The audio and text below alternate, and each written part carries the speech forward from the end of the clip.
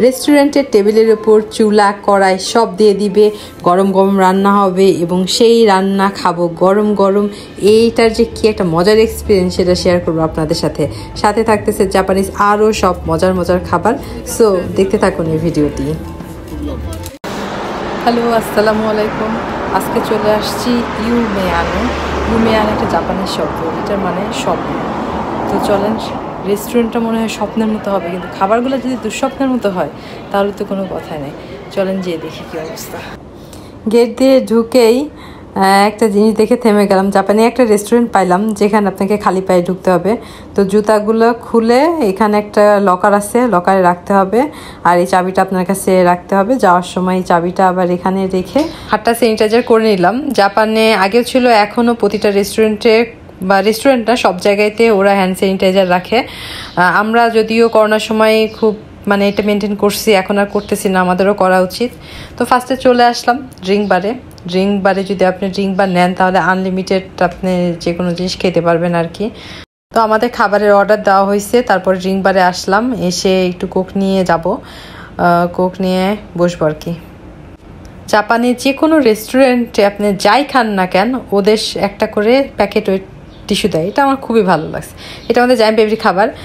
আমাদের চুলা কড়াই সবই টেবিলে চলে আসছে। এই যে চুলাটা জ্বালানো হলো, এগুলো কিন্তু সবই কাঁচা, এখন রান্না হবে।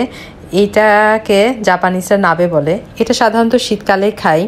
এটা বিভিন্ন নুডলস, শাক সবজি, বিফ, চিকেন, সব মাছ, সব আইটেম দিয়েই আসলে রান্না করে খাওয়া যায়। খুবই ফ্রেশ একটা খাবার। এটা এখন রান্না হবে ধীরে ধীরে, তার কিছুক্ষণ পরে আমরা গরম গরম এখান থেকে নিয়ে খাবো। তো এটা কিন্তু এই যে কড়াইটা যেটা দেখতেছেন, এটা মাটির কড়াইয়ে রান্না, তাও আবার টেবিলের উপর রান্না হচ্ছে, পাশে আমরা খাচ্ছি, সাথে রান্না হচ্ছে, সেখান থেকে নিয়ে খাবো। এটার অভিজ্ঞতা কিন্তু একদমই অন্যরকম। এটা একটা সেট মেনু। এভাবে সাধারণত খাবার পরিবেশন করে, ট্রের উপর বিভিন্ন বাটিতে খাবার দেয়। তো এই মাছটা অনেক মজার, এত সফট ভিতরে, খুবই ভালো লাগছে মাছটা। আর এই সালাডটা তো অনেক হেলদি একটা সালাদ, এটাকে তোফু সালাদ বলে। এটা অনেক মজার ছিল। আর এই খাবারটা হচ্ছে জাপানের একটা ঐতিহ্যবাহী ডেজার্ট স্যুপ টাইপের। এটা রাইস কেক, আর যে বিনগুলো দেখতেছেন এটা একটা রেড সুইট বিন আছে, ওইটা দ্বারা তৈরি। বেশ মজার খাবারটা। জাপানিজ সব রেস্টুরেন্টগুলোতে এটা তো খুবই চলে, টেম্পুরা। এটা খুব মজার একটা খাবার, কারণ মচমচে ফ্রাই একটা খাবার। এটা বিভিন্ন সবজি মাছকে হালকা একটা ব্যাটারে ডিপ ফ্রাই করে। এই খাবারটা তো খুবই মজা। এখানে চিংড়ি আছে, তারপরে ঢেঁড়স, মিষ্টি কুমড়া, মূলা, এই টাইপের সবজিগুলা দিয়েই ওরা সাধারণত এটা তৈরি করে। এটা মিষ্টি কুমড়া, আর নিচেরটা এটা হচ্ছে মূলা। জাপানিজরা দেখলাম অনেক মূলা খায়। এই দেখেন, এই মূলার পেস্টটাকে সয়া সসের মধ্যে ওরা এরকম করে জাস্ট এটা মিক্সড করে এই যে টেম্পুরা বলেন বা অন্যান্য মাছ দিয়ে কিন্তু খায়। তো ওদের খাওয়ার যেটা সিস্টেম সেটা হলো এই ফ্রাই টেম্পুরাকে এরকম সয়া সসের সেই মিশ্রণটার সাথে একটু ভিজাইতে হবে, ভিজাই তারপরে খেতে হবে।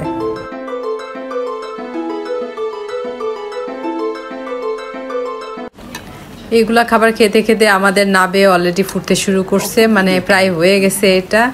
তো পাশে আমরা খাচ্ছিলাম, এরকম রান্না হচ্ছিল, খুবই মজা পাচ্ছিলাম। তো রান্না শেষ, তো এই যে বাটিতে করে খাচ্ছি, স্যুপের মতো জাস্ট খাইতে হবে, খুবই মজা। এত ফ্রেশ সব সবজির স্যুপ টাইপের। আর আমার এমনিতেও স্যুপ ভালো লাগে, আমার খুবই ভালো লাগছে। এখন আমি যে জিনিসটা এর আগে কখনো খাই নাই সেটা আপনাদের সাথে শেয়ার করবো, সেটা হচ্ছে কাঁকড়া। এর আগে আমার কখনোই খাওয়া হয় নাই, আমি জাপানে যে ফার্স্ট ট্রাই করছি।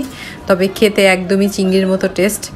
আমার যে কোনো দেশের আসলে দেশের বলেন বা অঞ্চলের বলেন, যে আঞ্চলিক যে খাবারগুলো আছে সেগুলো আমার খেতে ভালো লাগে। খেতে ভালো লাগে আমি জাস্ট টেস্ট করি, ভালো লাগলে পরবর্তীতে খাই, আর ভালো না লাগলে একদমই খাই না।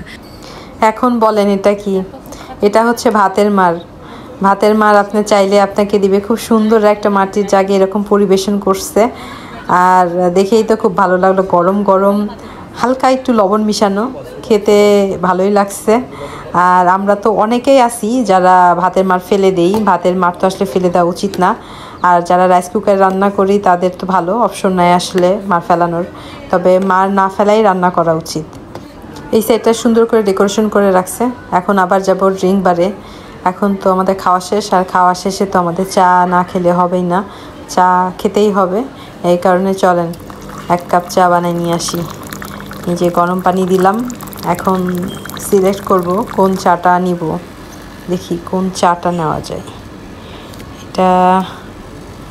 এটা হচ্ছে রোজি ব্লেন্ড। এটা দেখি খেয়ে দেখি কেমন, একটু রোজের ফ্লেভার পাবো মনে হয়।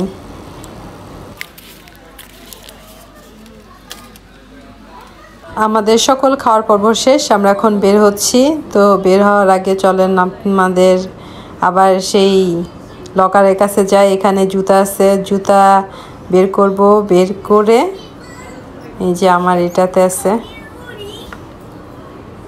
এটা আপনি এভাবে দিবেন, দেওয়ার পর লকটা খুলবে, খোলার পরে জুতাটা বের করে নিতে হবে। তো আবার বের হতেই মানে এটা জাস্ট ঢুকতেই গেটের এখানে ছাতা রাখার ব্যবস্থা আছে, আর যারা বাইরে থেকে আসবে এখানে একটা বেসিন আছে, অনেকে হাতে ধুতে পারবে। তো আজকের ভিডিওর এই পর্যন্তই। সবাই ভালো থাকেন, সুস্থ থাকেন। কেমন লাগলো ভিডিওটা জানাবেন, এবং পরবর্তীতে আরও অনেক ভিডিও নিয়ে আসতেছি। আল্লাহ হাফেজ।